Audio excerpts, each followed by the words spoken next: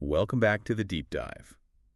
We're always looking for ways to make knowledge practical, ways to build confidence. Absolutely. And if you're learning English, I bet you've felt that little knot of fear sometimes, that moment you need to talk about what's next, the future. Oh, definitely. That hesitation. Yeah, you freeze up. Should I say will? Is that, Uh-huh.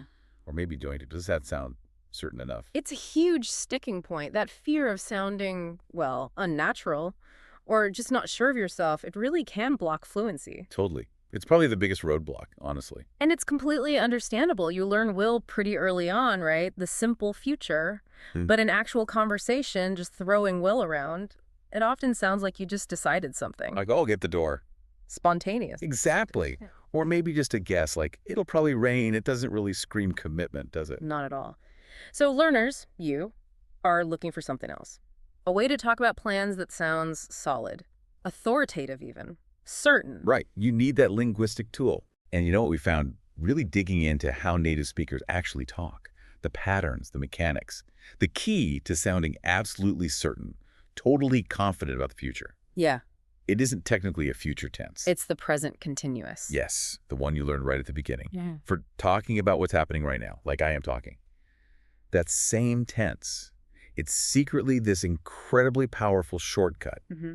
It lets you express future plans that are definite, like 99% locked in. And that's our mission today in this deep dive. We really want to shift how you think about the structure.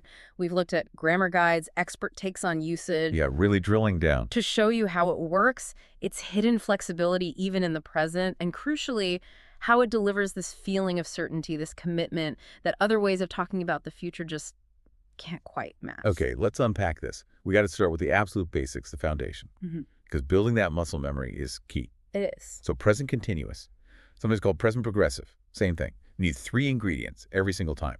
Always 3. First, the subject. I, you, she, they. Right. Then the verb to be, but the simple present version. So am, is, or are. Correct. Depends on the subject. I am, she is, we are. And the final piece.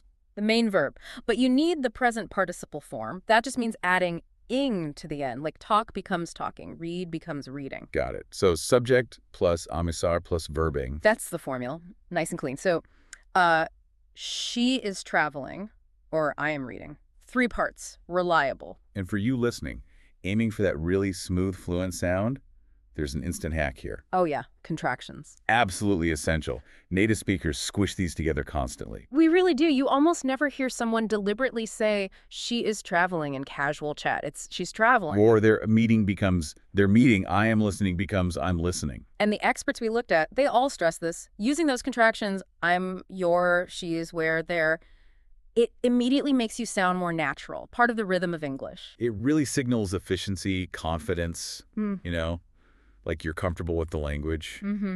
And one last point on the basics, but it's important.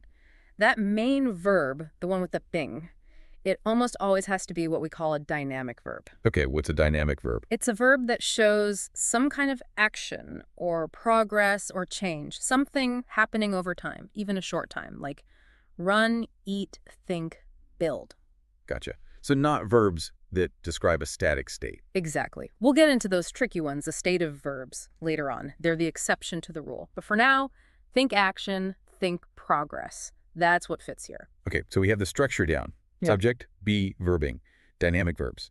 Now let's get into its flexibility. It's not just about this exact second. It kind of has this dual identity. That's a good way to put it. Before we leap into the future stuff, which is super useful, we need to really grasp how it works in the present, because understanding that, it sets the stage for why it feels so certain later. Right, laying the groundwork. So the use everyone learns first. Action in progress. Dead simple. Something happening right now at this very moment of speaking. Like if my phone rings and someone asks, what are you doing? You'd say, I'm recording a deep dive, or I'm preparing the presentation. The action is literally unfolding as you speak. The example we saw was Christine is warming up the car right now, outside, happening. Instantaneous, current. That's the core meaning. But like you said, if we just stopped there, we'd miss, what, like 80% of how people actually use it? Easily, yeah.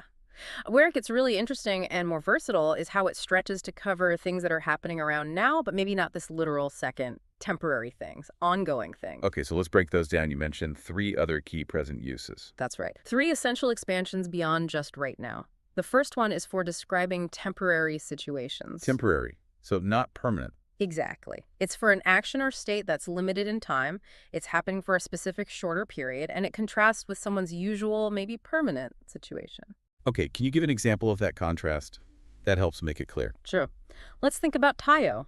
Maybe Tayo's normal job is being an architect during the day. That's his permanent thing. Simple present. Tayo works as an architect. Okay, standard routine. But if we say, Tayo is taking night classes this month, see the difference?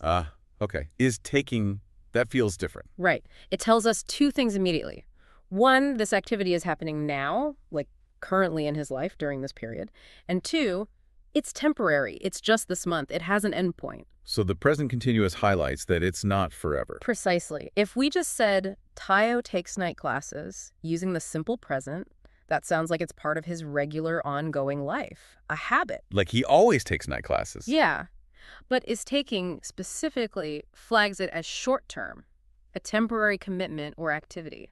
That makes a lot of sense. The time limit is built into the feeling of the tense. Okay, what's the second expanded present use? This one sounded a bit weird when I first read it. Using it for frequent or habitual actions? Yeah, this one seems counterintuitive, doesn't it? Because we're all taught. Habits. Simple present. I walk the dog every morning. Right. So why bring present continuous into it? Because you use it with specific adverbs like always, constantly, regularly to do something very particular in conversation. You're emphasizing the repetition, but usually. Usually with a bit of emotion. Exactly. Often to show you're annoyed, or maybe criticizing someone, or just highlighting a kind of persistent, maybe negative habit. Okay, so let's compare. Simple present, he usually forgets his keys. Yeah. Just a fact. Neutral. Mm-hmm. Now, present continuous with always. He is always forgetting his keys. Hear the difference. The energy completely shifts. Yeah, it sounds like I'm complaining. Fed up. Right. You're not just stating the routine anymore. You're adding commentary, irritation, maybe disapproval. It works because in that moment, the ongoing process of him always forgetting is kind of temporarily bothering you. Okay. The temporary annoyance connects back to the temporary nature of the tense. You got it. Another example we thought was, my colleague is constantly interrupting me in meetings. That's not just describing a habit. It's clearly a complaint about an ongoing, frustrating behavior. Wow, okay. That's a really subtle but powerful way to use grammar to show how you feel. Really important for sounding natural.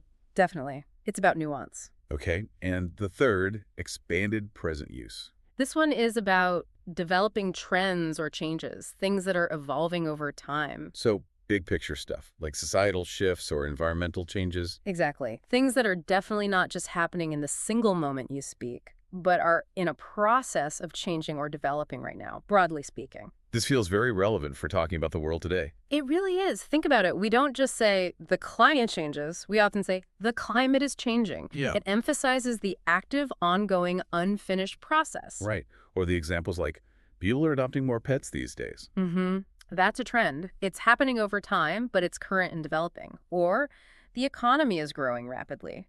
Or a really common one, the cost of living is rising. These are all situations that are kind of new or shifting. Evolving, moving from one state to another.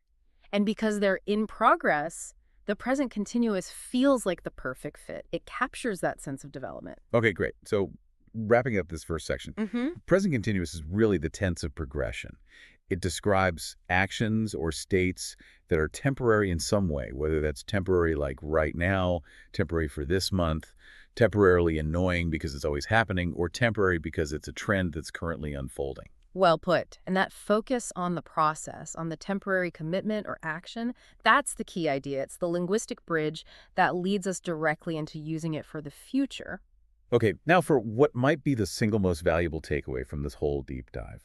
This is often the aha moment for learners, the thing that really unlocks more natural, confident conversation. This is the big one.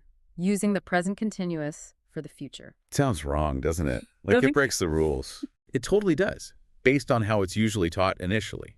But this is like the secret weapon. It lets you communicate absolute certainty about a future event without sounding overly formal or stiff. And the key message here is certainty. When you use the present continuous to talk about something happening tomorrow or next week or next year, You're signaling that this plan is basically 99% certain. Not just an idea, then. No way. It's confirmed, it's decided, it's scheduled. And crucially, this is important, it usually implies that some kind of preparation has already happened. Ah, okay. That preparation part feels key. It's the core mechanism, linguistically. If I tell you I'm getting a haircut tomorrow, that doesn't just mean I want one. It means I've probably already called the salon. Right. They know you're coming. Your name's in the book. Exactly. The time is fixed. The plan has been put into action. It's operational. Compare that to, say, I'm going to get a haircut tomorrow. Okay. Going to. Yeah. That feels a little less subtle. It does. It's a strong intention, for sure. But it might mean I plan to call the salon, but maybe I haven't done it yet. There's still a tiny bit of wiggle room. The present continuous often removes that wiggle room. Okay. This certainty thing is huge. It explains why the PC often feels stronger than other ways of talking about the future. We really need to compare them side by side because this is where learners get tangled up, right? Worrying they're picking the wrong one. Absolutely. Let's break down the main 3 future forms and the level of commitment each one usually signals. Okay, future option number 1. Simple future with will.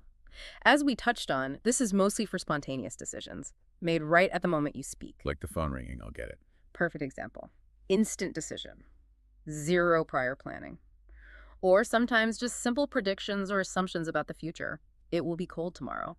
Not much personal commitment there. Okay, option 2. The be going to form. This signals more thought. It shows an intention, a plan that was formed before you started speaking. So you've already decided something internally. Right. I'm going to start exercising next week. You've made the decision in your head, but maybe you haven't actually joined the gym yet or bought the running shoes.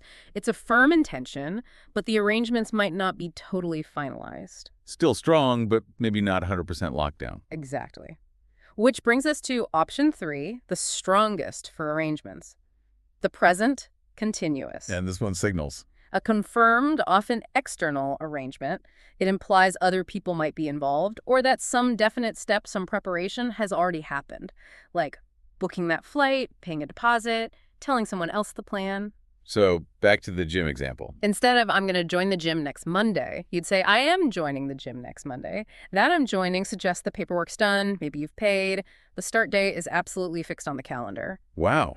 That difference is subtle on the surface, but the feeling, the psychological weight, is completely different. It really is. If you tell a colleague, we're having the meeting at 3 p.m., you're not just suggesting it, you're confirming it. It's on the schedule. Others probably know it's treated as a fact. Let's look at that dialogue we analyzed, the one with Tim and Dave talking about the weekend. Yeah, the zoo trip. Tim kicks it off by asking, "Are you doing anything this weekend?" Notice he uses the present continuous right there in the question. Good catch. He's immediately signaling, I'm asking about definite fixed plans, not just vague possibilities or hopes. And Dave picks up on that instantly. He replies using the PC too. Yeah. My family and I are going to the zoo. Bam! Confirmed plan. You can practically hear the packed lunches and the tickets bought in that sentence. The certainty is established right away. And then Dave gives more detail about the timing, he says. That's why we're leaving the house at 7 in the morning. We're leaving, not we will leave. Why is we're leaving so much stronger there? Because it's part of the confirmed plan. It sounds like an instruction almost, a non-negotiable piece of the schedule they've already agreed on. We will leave. That sounds a bit more like a suggestion, or maybe just an optimistic guess about when they'll manage to get out the door. Doesn't fit the context of a definite family outing. Right, the commitment level is higher with "we're leaving." Now, there is that great bit later where Dave talks about his evening plan for the trip prep. He says something like, I want to be in bed by 10 at the latest, but we'll see what happens. He switches back to will. Will. That's it. Why the change there? Because going to bed by 10 p.m. isn't a fixed arrangement with the world. It's his personal intention, maybe a hope. It depends entirely on other things, kids, traffic, how tired he feels. It's not confirmed. He can't guarantee it. Exactly. Since he's not sure of the outcome, the certainty level drops way down, and he correctly shifts back to will to reflect that uncertainty. The tense choice perfectly mirrors his confidence. That is just brilliant. Choosing the tense based on how sure you are. Yeah. That's the kind of mastery we're talking about. Okay, but let's address the big practical question for learners. If I start using present continuous for future stuff, how do I make sure people don't think, right now, how do we avoid confusion? That's where contextual clarity comes in. It's absolutely essential. And like 90% of the time, clarity comes from using signal words. time expressions that point clearly to the future. You got it. To make it unambiguous, you almost always need to add an adverb or a phrase that pins the action to a future time. So your best friends here are words like tonight, tomorrow, next week, next month, in January, later today, in a couple of hours, things like that. Absolutely. If you leave those out, you risk your listener thinking you mean now. We saw that clear contrast, didn't we? I'm meeting a new client. That could mean they're in your office right now. Yep, happening at this moment. But add the signal word. I'm meeting a new client next Tuesday. Instantly clear. Fixed future plan. Two little words change the whole picture. It's usually that simple. Just add the future time marker. Okay, but we did notice a cool little conversational shortcut. Sometimes you don't need the signal word if the context already makes the future meaning obvious. Right. This happens when a confirmed future arrangement has already been established in the conversation. The example was about a wedding, wasn't it? Yeah. Speaker A says, my daughter's getting married in June. Okay, the wedding is clearly future, it's fixed, 99% certain, is getting married. Then speaker B responds, Oh. how wonderful.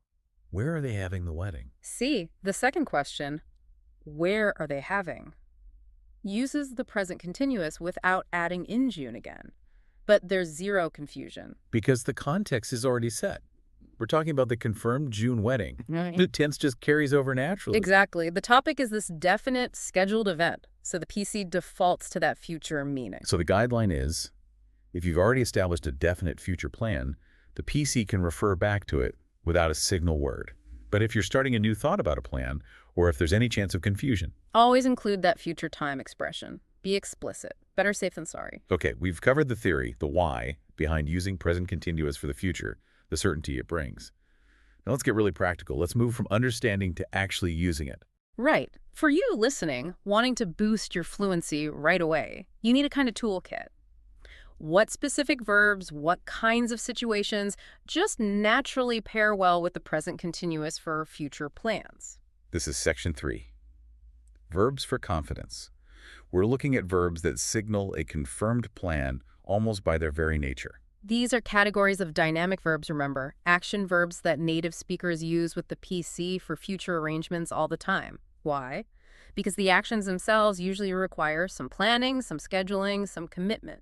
Makes sense. Mm-hmm. Let's start with the first category. A, social arrangements. These are plans involving other people. And that's key. The commitment is almost built in because you usually have to coordinate with someone else, check schedules, agree on a time and place. So the heavy hitters here, the common verbs. Think verbs like meeting, seeing, as in meeting, going out with, getting together with, hanging out with, catching up with. These all imply coordination. So if I say, I'm meeting my sister for coffee tomorrow. That sounds totally natural. It strongly implies you've both agreed, maybe you've kicked the cafe, the time is set, the arrangement is made. It's not just a vague hope. Okay, social plans with others. Good fit for PC. Yeah. Second category. B, movement and travel. Fixed itineraries. This might be the single most common use of the PC for the future. Think about it. Travel almost always involves booking things, buying tickets, spending money, having a schedule. All signs point to 99% certainty. Exactly. So if you have a definite trip plan, the present continuous is your go-to. Verbs like going to a place, coming to, or coming over to, driving to, flying to, leaving for a destination, moving to a new place, taking a trip to. So an example like, my parents are flying to Iceland on Thursday. Perfect. Are flying. Yeah. That sounds much more natural and certain for a planned trip than, say, my parents will fly to Iceland on Thursday. Right, we saw that point in the research. Why does will fly sound a bit off for a planned trip? Because will fly, as we said, often sounds predictive, like you're just guessing it'll happen. But our flying implies the arrangements are made, the tickets exist, the schedule is firm, money has likely been spent. Ah, the commitment is tangible, maybe even financial. Often, yes. The plan is already in motion. That makes the present continuous the default, the most natural choice for scheduled travel. That link between the grammar and the real-world commitment, like buying a ticket, is really interesting. Yeah. Okay, third category. C, work and study. Scheduled commitments. Again, these usually involve external schedules, deadlines, appointments set by institutions or workplaces. Things that are formally on the calendar. Right, so verbs like working on a specific project shift, starting a new job, a course, studying for a specific exam, maybe attending a conference, a workshop, interviewing for a job. So I'm starting a major project next week that confirms the kickoff date is set. It's official. Mm-hmm. Or Doug is interviewing someone for the position this afternoon. That interview slot is booked. It's a confirmed appointment involving Doug and someone else. The PC fits perfectly. Makes sense. And the last category, D, other common arrangements. These seem to be bigger domestic things or social events. Yeah, often things that require a bit more personal planning and coordination, even if just within a household or social circle. Think about verbs like joining a club, a team, doing specific planned housework maybe, watching a specific game or show together, taking an exam, a class, hosting a party, guests, getting married, staying somewhere specific like a hotel. So we're hosting a dinner party on Friday night. That implies you've invited people, you're planning the food, the house. It's a definite thing. Exactly, it's an arrangement. And of course, for massive, non-spontaneous life events, Dawn and Dina are getting married in 2 weeks. You wouldn't say we'll get married there. It would sound very strange. Because the planning involved is immense. Okay, so those categories give a great practical toolkit. But there was one final interesting twist in this section. Ah, yes. The solo arrangement. We established that PC for the future usually implies coordination, maybe other people involved, external confirmation. Right. Like booking a flight or arranging coffee with a friend. But the research pointed out, it doesn't have to involve anyone else. A plan can be considered arranged and use the PC if it's just firmly fixed and confirmed in the speaker's own mind. This is such a cool feature for confident speakers. It really emphasizes your own agency, your own commitment to your plan. The preparation might be purely internal, but the decision is absolute. So how does that work if I'm thinking about buying something? Well, if you're just considering it, you might use I'm going to buy a new laptop soon.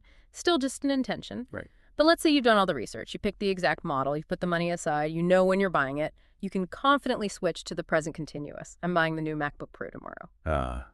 Even though nobody else is involved in that decision, the PC signals that your internal debate is over. The decision is final. You've scheduled it for yourself. Exactly. You're treating your own intention as a fixed arrangement. It's powerful. We saw examples like, I don't care who calls me, I'm staying home and playing video games all weekend. That's a firm declaration. Yeah. The PC makes it sound non-negotiable. Like you've booked that time with yourself. Precisely. It's a way to assert your own schedule, your own confirmed plans, even if they only involve you. Very useful for sounding decisive. Okay, we've talked a lot about when and how to use the present continuous, especially for those future plans.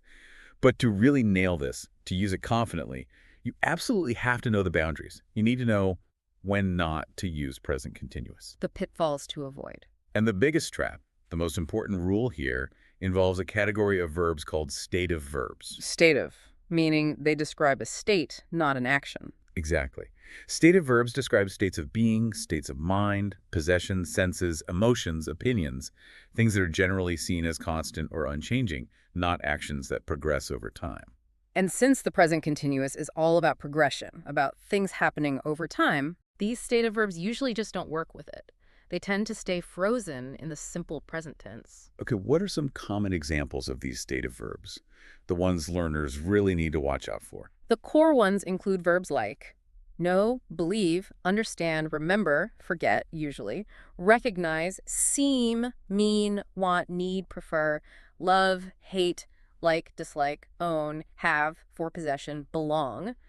There are quite a few. So the basic correction learners need to internalize is, you don't say I am knowing the answer. No. It has to be, I know the answer. Know describes a state of awareness, not an action progressing. Same for opinions, not Christine is preferring the pancakes. It's Christine prefers the pancakes. Her preference is a state. Okay, that seems clear enough. Stative, state equal present, usually, but English is never that simple, is it? Uh-oh, here comes the complication. You're right. The tricky part is that quite a few verbs can actually be both dynamic and stative. Meaning they can be used in the present continuous sometimes, but not others. Exactly. It depends entirely on the specific meaning you want to convey in that sentence. Mastering these dual-purpose verbs is really key for fluency. Okay, let's take a common one. The verb to think. Right. Think can be dynamic when it refers to the active, ongoing mental process of considering something, calculating, using your brain right now. Like figuring something out. In that sense, you absolutely can use the present continuous. For example, Rachel is thinking about getting a new job. She's actively considering it, weighing the options right now or around now. Okay, that's the dynamic use. Is thinking mental activity? What about the stative use? The moment think means having an opinion or a belief, something you hold as a static thought, then the continuous form is wrong. You have to use simple present. So, same person, Rachel, we could say. Rachel thinks her current team will be surprised. Perfect, thanks. That's her fixed opinion or belief. There's no progression in the belief itself. She just holds it. So, simple present. That distinction is vital. Activity versus opinion. Let's dig into a few other common ones that switch like this. What about sensory verbs like taste or smell? Good ones. They follow a similar logic. If they're describing a passive quality that something has, stative, use simple present. This coffee tastes bitter. The bitterness is a quality it possesses. Okay. Stative equals the quality itself. But if the verb describes the active action of tasting or smelling, dynamic, then the PC is fine. The chef is tasting the soup. He is actively performing the action of sampling it. Got it. Passive quality versus active testing. What about look or feel? Same deal. She looks happy. That's stative. It describes her appearance, her state. Simple present. But she is looking for her keys. That's dynamic. She's performing the action of searching. PC works perfectly. It really comes down to, is it describing a permanent or inherent quality or a temporary action? That's a great way to summarize it. And we absolutely have to talk about the verb to be itself. Right. Usually, to be is the ultimate state of verb, isn't it? Yeah. Describing existence or identity. Sia is an avid hiker. That's who she is. A permanent state. Simple present. Correct. But to be can become dynamic and use the present continuous in one specific situation. When you're describing someone's temporary, deliberate behavior, often behavior that's different from their usual personality. Ah, okay. So it's not about who they are fundamentally, but how they are acting right now. Exactly. You use is being or are being to talk about how someone is choosing to behave in a particular moment. Let's say Sia is normally really relaxed on hikes, but today she twisted her ankle earlier, Okay. what you might say. Sia is being overly cautious on the hike today. The word cautious highlights that this caution is temporary. It's active behavior she's exhibiting right now because of the ankle. It's not her permanent state. Got it. It's like she's performing caution temporarily. The classic example teachers use is when scolding a child. You say, "You are being difficult today." Right. That implies their difficult behavior is temporary, just for today. Yes. If you said, "You are difficult," using simple present, that sounds like a permanent judgment of their character. Huge difference. So is being RA being temporary, often deliberate behavior? Simple is RA. It's a permanent state or characteristic. That nuance is incredibly important for politeness and accuracy. Okay, so avoiding stative verbs incorrectly is mistake number one. What other common mistakes did we see learners making with the present continuous, especially for future plans? Well, mistake number 2 ties back to our earlier point about clarity, forgetting the future time expression. We really can't emphasize this enough, can we? Well, if you're talking about a future plan and you just say, "I'm meeting John," without adding tomorrow or at 6 or next week, you leave room for ambiguity. Does it mean right now? Does it mean later? Adding that time marker is crucial for definite future meaning. "I'm meeting John tomorrow," clear. Okay, always add the time signal if there's any doubt. Mistake number 3. This one involves choosing between simple present and present continuous for future plans. Learners are often taught correctly that simple present can be used for the future, specifically for fixed schedules and timetables. Like, the train leaves at 8 a.m., or the conference starts on Monday. Exactly.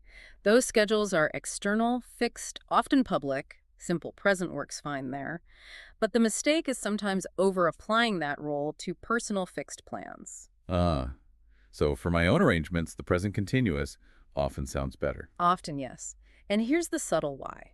Simple present for the future works best when the schedule feels external and unchangeable by the speaker, like that train timetable. But the present continuous feels more natural when the speaker is the agent of the plan. They arranged it, they're committed to it personally. So saying she's starting her new job next Monday sounds a bit stronger, more personal than she starts her new job next Monday. It often does, yes. The starting emphasizes her personal involvement and the confirmed nature of her plan.